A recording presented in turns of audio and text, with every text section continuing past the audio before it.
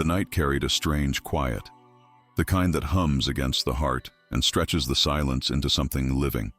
The walls of the old house sighed softly, like lungs exhaling memory, and the wind pressed its hands against the window glass, as if trying to see inside. She had always loved this house, even with its whispers, even with its uneven floors.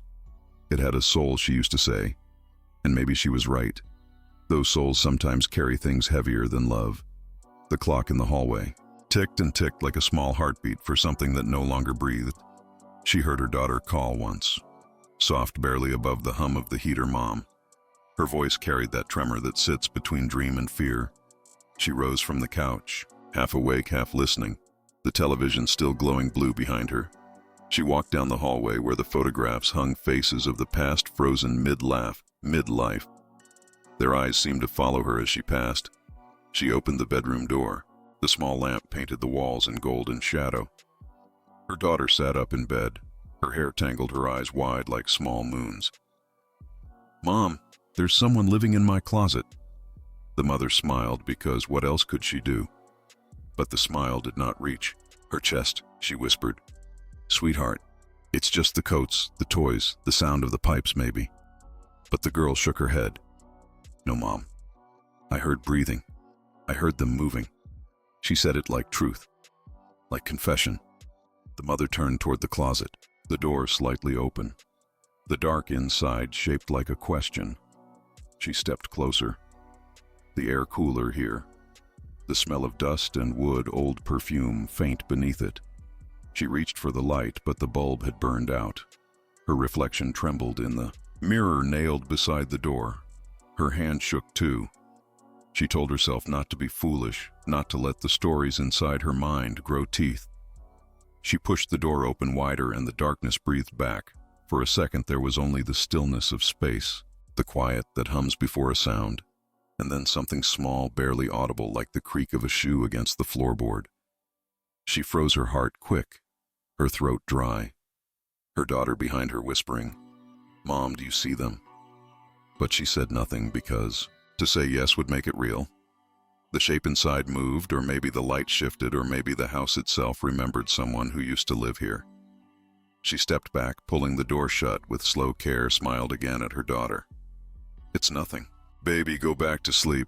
I'll check it tomorrow morning." But even as she said it, she heard the faint drag of something behind the door, as though the dark was rearranging itself. She turned off the lamp.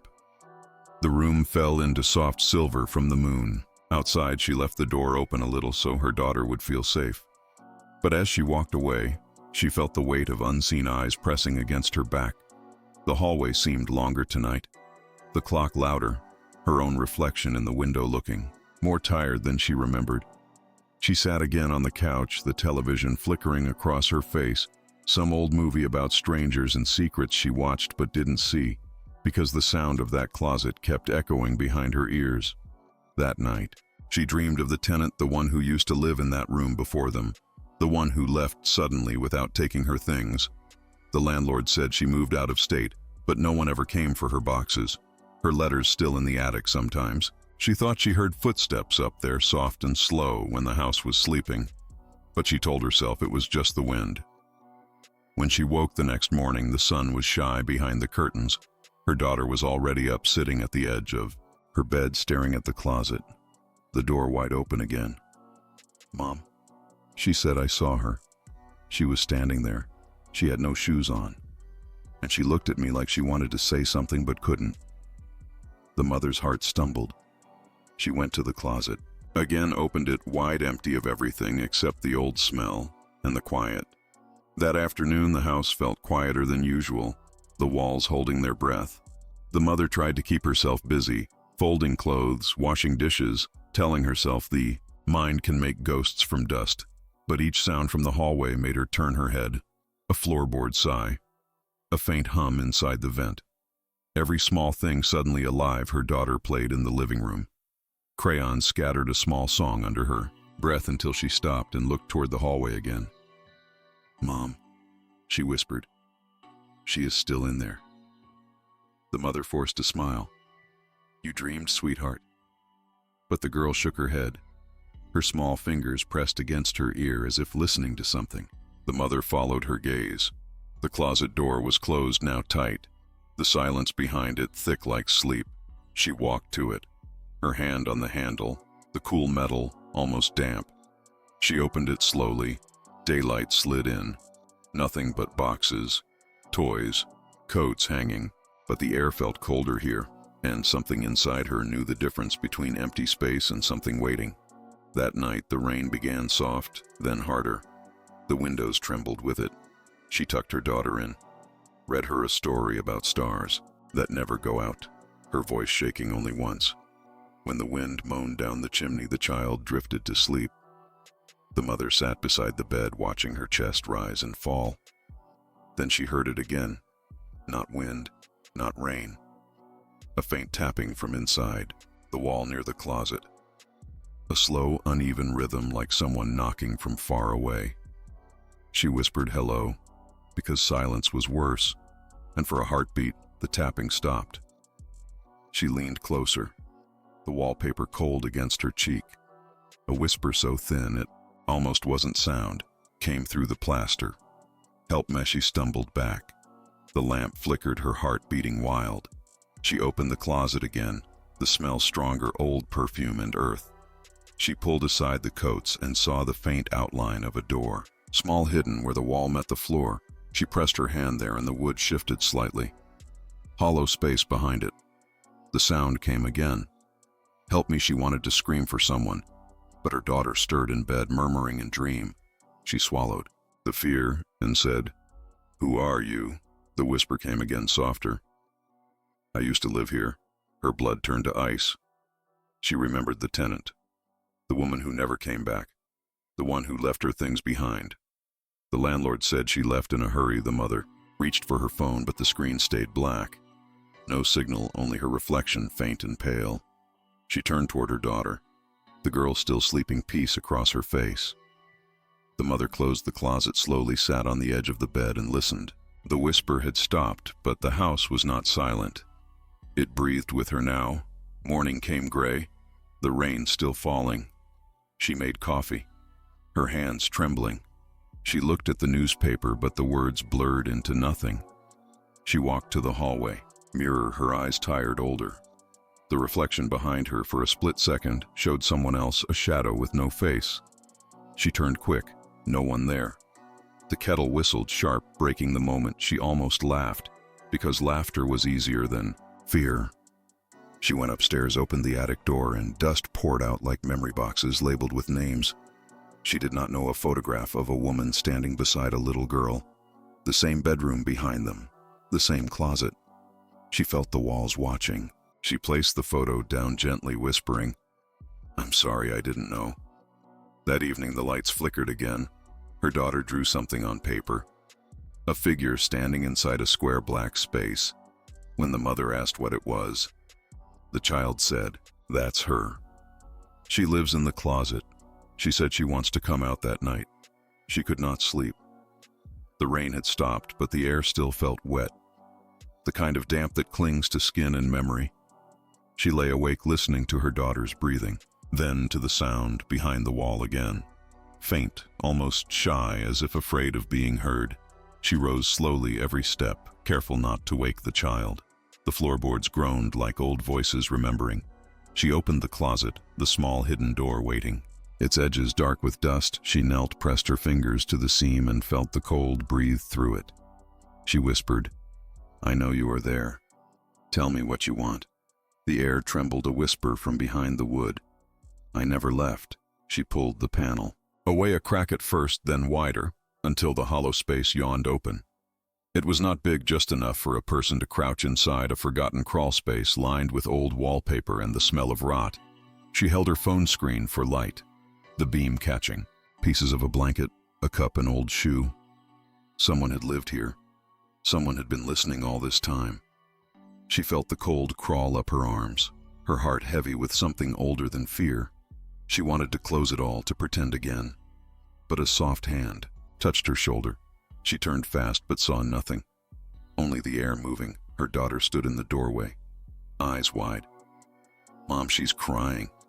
The mother's throat closed. She whispered, "Who, baby? Who's crying?" The girl pointed into the dark. She said, "Her name is Claire. She says she can't leave because she promised she would watch over me." The mother could not breathe. The phone. Light flickered. She turned it toward the small space, and for one brief second, she saw her. A woman crouched thin, eyes hollow, hair falling over her face, lips moving, but no sound. The phone died. Darkness folded over them. The daughter's small hand found hers, and in that touch there was warmth and heartbeat and something fragile. The whisper came again from everywhere, from the walls, from the floor, from the breath between them. She wanted me to stay. She wanted me to take care of her, but she never came back. The mother closed the hidden door slowly, her hands shaking. She lifted her daughter, carried her out of the room, the air behind them thick as smoke. She whispered, "It's over, sweetheart. It's over." But she knew it wasn't. The house exhaled long and low. The walls creaked like old bones settling. She set her daughter on the couch, wrapped her in a blanket, and waited for morning. The light came weak, pale through the windows. The house seemed quieter again, as if pretending to sleep. She made tea, watched the steam rise, thought of the woman Claire, the tenant who never left. She opened her laptop, searched. The old address found a newspaper piece, small, from years ago. A woman missing, last seen at this very house. Her photo, clear eyes, kind, smile, the same face she saw in the crawl space. She closed the screen. The reflection of her own face layered over Claire's, as if the house had joined them together. The next night, the daughter slept easily. The closet door stayed shut. The house still, but the mother heard the whisper one last time, softer now, like a sigh. "Thank you." Then silence. Morning came with a sky the color of dust, and the air still heavy with rain. She made breakfast quietly, the smell of toast and coffee drifting through the rooms. The house felt lighter somehow, as if the long night had been forgiven. Her daughter hummed while drawing, shapes on the table, a small piece filling the space. The mother watched her, smiling, though the smile trembled. She walked to the hallway, where the closet door now stayed closed firm, sealed against everything that had happened. She whispered a thank you under her breath, not sure to whom, maybe to the quiet, maybe to the ghost that had finally found rest. For days the house remained calm, the wind soft, the floors still. She almost believed it was over, until one afternoon she found a small folded paper beside her daughter's pillow. A child's handwriting, but not her daughter's. The words written with care, "I will keep her safe." The mother felt a chill run through her, though the words were kind, gentle. Even she could not stop the shiver that followed. She looked at her daughter playing in the corner. Sunlight tangled in her hair, and thought maybe it was just imagination. Maybe the child had written it and forgotten. That night she dreamed again of Claire the tenant. Her face clearer, this time less pale, her eyes soft, filled with something like sorrow. She spoke, but the mother could not hear, only saw the lips move in rhythm like a lullaby when she woke. The whisper of that dream still pressed against her heart. She went to her daughter's room. The girl still sleeping. The closet door opened slightly, the faint scent of lavender and rain filling the air. She reached for the handle, and a soft warmth spread through her fingers. Not cold, not frightening, just there, as if someone else had touched it first. The next few days were kind. The girl laughed more. The house no longer sighed at night. Sometimes the mother felt a soft hand brush her shoulder when she cried alone at the kitchen table. Sometimes the kettle began to whistle just before she reached it, as if someone else knew she needed warmth. She began to whisper, "Thank you," into the stillness, and somewhere in the quiet, a whisper would return, "You are welcome." But peace never lasts. Not in old houses, not with memories that still breathe. One evening she came home from work and found the picture frames turned toward the wall, every single one, and her daughter sitting on the floor whispering to the empty air. Her tone calm, almost tender, saying, "No, you can't come with us, not yet."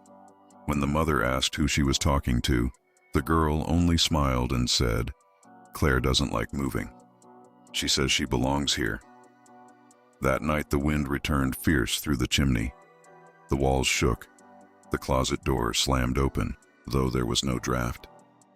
The mother ran to her daughter, held her close. The girl trembling, saying she doesn't want us to leave. She says she promised to keep me safe forever. The mother whispered, "We have to go, baby. We have to start again somewhere." Else the light flickered. Shadows stretched long across the floor. The air thickened and the faint shape of a woman appeared near the wall, her outline made of breath and dust, her face both kind and broken. She looked at them with eyes that begged to stay, but the mother shook her head, whispering, "Please let us go." The next morning she packed the boxes, the house watching her every move. The doors creaked, the windows fogged as if sighing. The girl helped quietly, carrying her small toys, her drawings. The house seemed to weep when they left the front door, closing with a sound that felt like goodbye. They drove until the sky softened and the road turned golden with evening. They found a new house, smaller, warmer, the air clear of old memories. For a while everything was quiet. The mother placed the boxes in the corner, exhaled deep, and said to herself, "This is home now." But that night when she tucked her daughter in, she noticed a small folded paper beneath the pillow, the same careful handwriting. "I am here." The new house smelled of paint and quiet, the kind of quiet that waits. The walls bright, the windows clear, sunlight spilling like forgiveness. She told herself this was a new beginning. The rooms empty, but full of promise. Her daughter ran through the hallway, laughing, the sound light and real. And for the first time in weeks, the mother felt her chest unclench. She opened boxes, folded blankets, placed the old toys on shelves, each motion like erasing ghosts. But some things cannot be erased, they only learn to hide.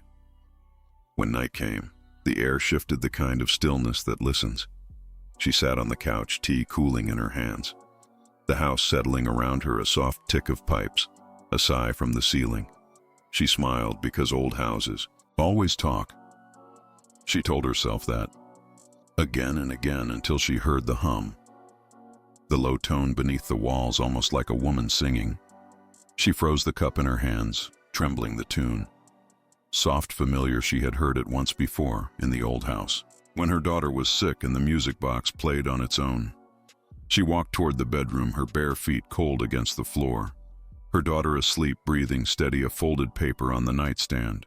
She lifted it slowly, the same careful handwriting. "I missed you."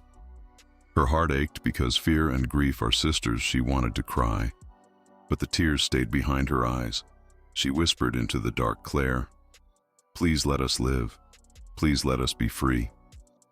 And the air whispered back, "But I am free here." The days that followed blurred into each other, mornings of sunlight, evenings of whispers. She began to notice small changes, the door she locked opening again, the window curtains shifting, though the air was still. Once she found her daughter sitting on the floor, tracing a circle with chalk, whispering, "It's her favorite game," she says. "It keeps us safe." The mother wanted to break the circle, wipe it away, but her hand refused, something in the air, heavy, pressing against her chest as if saying, "Let her finish." One night she dreamed of water, the sound of rain. Though the sky was clear in her dream, the old house stood behind her, the door open, the crawl space glowing gold. She stepped closer and saw Claire inside, smiling, saying, "You brought her back. You kept your promise." She woke with a gasp, her throat dry, the sound of dripping somewhere nearby. She followed it to the kitchen, the faucet off yet. Water pooled beneath the sink, forming shapes like letters, like the beginning of her name. Phone rang sudden, sharp in the silence. She answered only static, but through the static a whisper. Soft, almost kind, "Take care of her for me." Then the line went dead. She stood there a long time, the hum of the fridge, the ticking of the clock, the whisper of memory, all folding together until she could not tell what was real. Morning came, pale, her daughter still sleeping. The chalk circle still drawn, the paper on the pillow. Changed, new words written, "I am not gone." That night the house felt alive, as if it had taken a deep breath, waiting for her. The mother sat on the couch, her hands folded, her eyes heavy. The daughter asleep in the next room, the soft glow of the nightlight casting long shadows on the walls, the air thick with something unseen. She felt it first as a brush of wind, though the windows were closed, then a faint pressure against her shoulder, a warmth she could not explain. she whispered. "Claire, please leave us alone just tonight and somewhere in the house." A faint sigh answered, as if amused. The shadows stretched across the hall like fingers reaching for the past. She walked slowly toward her daughter's room, the floorboards creaking with each step, the little girl murmuring in sleep. "Mom," she whispered, "come closer." The mother knelt beside the bed, the child's small hand pointing toward the closet door. It stood closed now, yet the faint glow she remembered from the crawl space pulsed inside the wall, faint and inviting. She swallowed her fear and asked, "Who was there?" A voice, soft, gentle, almost like the wind, spoke. "I am here to keep her safe." The mother felt a tear slip down her cheek, the room thick with the scent of lavender and rain. She whispered, why her voice shaking, because she knew even kindness could be heavy. The air shifted, the light from the nightlight flickering across the walls, shadows folding into shapes. She thought she saw the tenant's face smiling faint in the dark hair falling over her shoulders. Eyes soft, filled with longing, she reached for her daughter, hugging her close, whispering, "It's okay. It's just us now." The night stretched long, her mind wandering through memories of the old house, the crawl space, the closet, the papers, the whispered promises. She understood now that some presences do not leave even when homes change. They follow, they wait, they guard, and sometimes they teach. She stayed awake that night, listening to the house breathing the hum beneath the walls, the faint tap of something unseen, moving softly, and she realized the tenant had not come back to harm them, but to protect the child, to watch her grow in ways she could not intervene herself. Dawn came soft, golden through the curtains, the daughter waking quietly, rubbing her eyes. The mother smiled, tired but relieved for a moment, the house silent and calm, the papers gone, the chalk circle erased as if the new day had wiped away the night's work. They went outside, the grass wet underfoot, the air fresh with promise. The mother whispered, "Thank you to the quiet, to the wind, to the presence she could not see, but felt close for now." The child ran ahead, laughing, the sound full and free. She felt the weight lift slightly, knowing that even if the spirit lingered, it would stay unseen and protective for them both as they settled into breakfast. The mother looked around the house. The walls seemed warmer, the windows bright, the air lighter. She took a deep breath, knowing the story was not over, that some memories cannot leave, some promises cannot fade, but for now they were together and safe, and that was enough. She kissed her daughter on the head, whispered softly, "I love you," and the house sighed quietly, as if agreeing. The new house settled into night, the air thick with the memory of unseen things. The mother moved quietly through the rooms, her eyes tracing shadows, the daughter asleep in her bed, the walls holding whispers, the corners waiting for attention.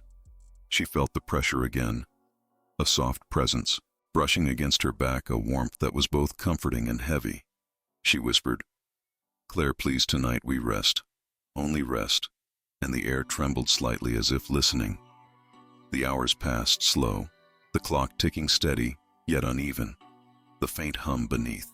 The floors, she remembered the crawl space, the closet, the folded papers, the chalk circle, the whispers in the rain, and she wondered if some things never truly leave the mind. The house held them all like pages in a book, and some pages refused to. Close, she walked the hallway, her fingers trailing along the banister, the shadows shifting with each step, the night breathing softly around her. She reached the daughter's room and paused, the nightlight flickering over the floor where she had drawn nothing yet. The air smelled faintly of lavender and old paper. The daughter murmured in her sleep, "Mom." She whispered small words. The mother leaned closer. "Who, baby? Who's there?" And the child's hand pointed toward the corner where the wall met the floor. The mother knelt, and for a moment she felt the familiar cold of the hidden crawl space beneath the surface, a place that had held someone all along. She whispered softly, "It's okay. It's just us now." The whisper returned, gentle, soft, "I am here to watch. I am here to keep you safe." And the mother felt the weight of unseen eyes pressing both comfort and warning. She rose and walked through the house, checking each room, every corner, every door. Yet nothing moved. No one was there yet. The feeling persisted, the house breathing with her own heartbeat, the faint echo of footsteps overhead. Though she knew the attic was empty, she pressed her hand to her chest and tried to calm herself, telling the story in her mind. The past, the tenant, the promises made, the protection given, and realized some presences exist, not to harm, but to demand vigilance. Outside, the wind rattled softly against the windows, the moon pale over the roof, the trees casting long shadows, the house alive with memory. And now, with expectation, she moved back toward the living room. The daughter asleep in the next room, the folded papers returned this time. Small, careful lines, "I am here." And always watching, the mother folded the paper slowly. Tears in her eyes, a mixture of relief and weight. She whispered, "Thank you."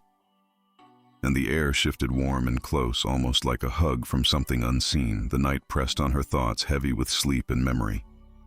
She dozed finally on the couch, the daughter breathing softly beside her, the shadows folding into the corners, the presence near yet unseen, the house full of secrets. Yet the first stirrings of trust between them all. She dreamed of water again, of the old house, of closets and crawl spaces, of hands brushing, hair, of whispers she could not hear yet felt. And when she woke, the first light of morning casting gold over the walls, the papers gone once more, the air clear, the daughter stretching arms wide, she smiled, and for the first time felt the calm balance of fear and protection. The evening settled over the house, soft and golden, but the air heavy with something unseen. The mother moved quietly through the rooms, her footsteps careful, her eyes tracing shadows that seemed to shift in rhythm with her heartbeat. The daughter played quietly in the living room, humming a tune she had learned from nowhere, the walls holding whispers and the corners watching. She felt it again, a soft pressure against her back, gentle but insistent, as if the presence behind her was guiding her through memory and warning at the same time. She went to the daughter's room and found the nightlight flickering faintly. The chalk circle had returned, drawn smaller this time and more precise. Her fingers traced the lines, her heart quickening, a presence near yet unseen. She whispered, "Claire, please, I am awake tonight. Please show me what you need." And the air responded with a soft sigh, almost audible, a warmth brushing her hand. And the whisper came soft, "I am here to keep her safe always." But the weight of promise pressed against her chest, heavier than the morning sun. She moved through the house, checking doors, windows, every corner, the floors creaking softly beneath her steps, the air shifting with each motion. She paused at the staircase, the shadow of the attic stretching long across the walls. She felt a pulse there, a heartbeat, almost in sync with her own. She stepped closer, a faint glow in the corner, a memory of crawl spaces, closets, and folded papers, the presence, waiting, patient, protective, insistent. She whispered, I know, I will not forget." And the walls hummed with the echo of old promises. The night deepened, the daughter asleep, still murmuring small words in her dreams. "Mom," she whispered, and the mother leaned closer. "Who, baby, who's there?" The small hand pointed toward the corner again, the glow faint and familiar. She knelt and felt the coolness under the floorboard, a heartbeat of something old and alive. "I am here," the whisper returned, soft, patient, protective. The mother pressed her fingers together, closed her eyes, and promised, "I will protect you too, always." And the air shifted, almost like a bow of acknowledgement. Hours passed, slow the clock, ticking unevenly. The hum beneath the floors persistent. She sat on the couch, her hands folded over her lap, the house breathing around her, the presence unseen but certain in the room, the shadows folding long and soft. She remembered the old house, the papers, the chalk, circles, the crawl space, the closet, and knew some presences exist beyond fear, to remind us that vigilance is care, that protection is constant. She closed her eyes, listening to the house, its whispers soft, the daughter's breaths steady and felt, a fragile piece in the tension, the weight of promise balanced by the warmth of understanding. When morning came, soft gold spilling across the walls, she rose quietly. The paper's gone. The chalk circle erased the daughter stretching and yawning wide. She kissed her on the head, whispered softly, "I love you." And somewhere in the corners, a sigh answered the mother walking through the house. The air thick with memory, but lighter than the night before, she realized the haunting was not only warning. It was guidance, it was protection, it was trust earned through patience and presence, and for now, the balance held the house breathing quietly around them, the shadows soft, the whispers gentle enough to listen to without fear. The night pressed down, heavy, the house alive with quiet expectation.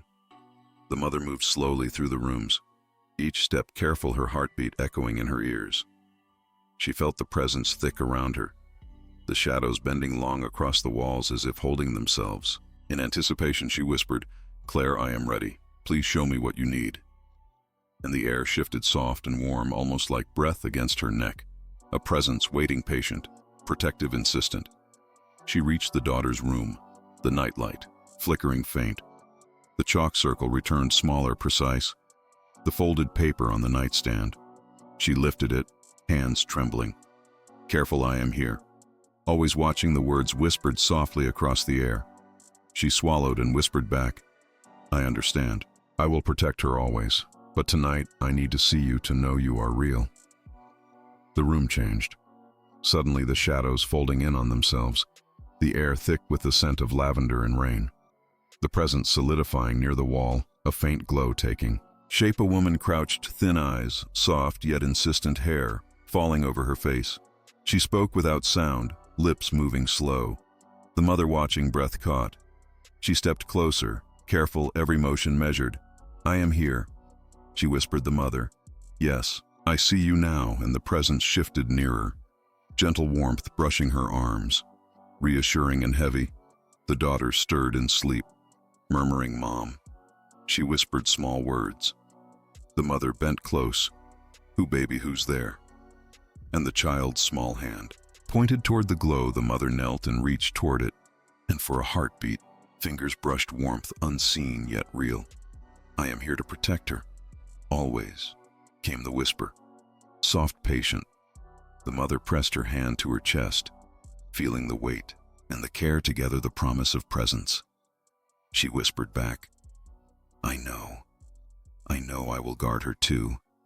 And the air seemed to fold around her, answering. Hours passed slow, the clock ticking unevenly, the hum beneath the floors persistent. The mother sat, watching the glow fade, soft now, yet still certain, the house breathing quietly around them. The presence unseen, but felt each corner alive with memory and care. She remembered the crawl space, the closet, the papers, the chalk circles, each step of patience. The daughter asleep, unaware yet fully protected. The mother knew now the haunting was trust itself. Patience earned, protection promised. Dawn spilled pale and gold across the walls. The daughter stretching her arms wide, the mother kissed. Her forehead whispered softly, "I love you," and somewhere in the house a sigh answered as if confirming what she already knew.